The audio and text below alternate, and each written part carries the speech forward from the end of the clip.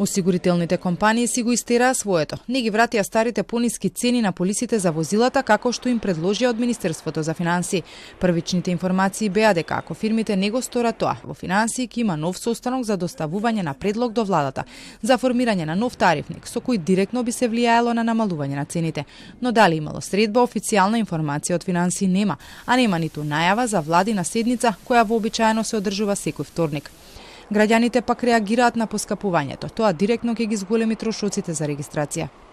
Јас сум студент инаку, дека не сум повеќе од 25 години, си имам регистрирано со полиса, нели, сите тие работи. И поскапо ме фаќа, мене реално гледано не ми е финансиски изводливо, мислам сега. Прескапа е цената. Разочарана сум, искрено да ви кажам, не е во ред, оправданоста на поскапувањето не е во ред според мене, а и ќе се одрази на буџетот на граѓаните.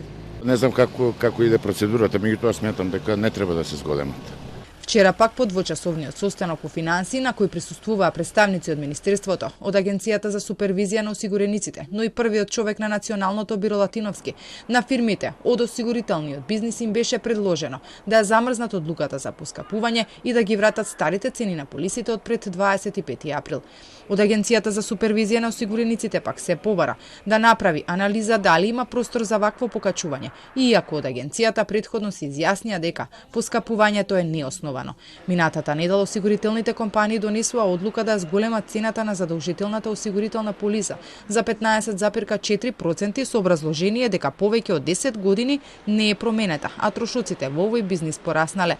Според податоците пак минатата година на продавачите на полиси, осигурителните компании за провизии им сплатиле 11,5 милиони евра.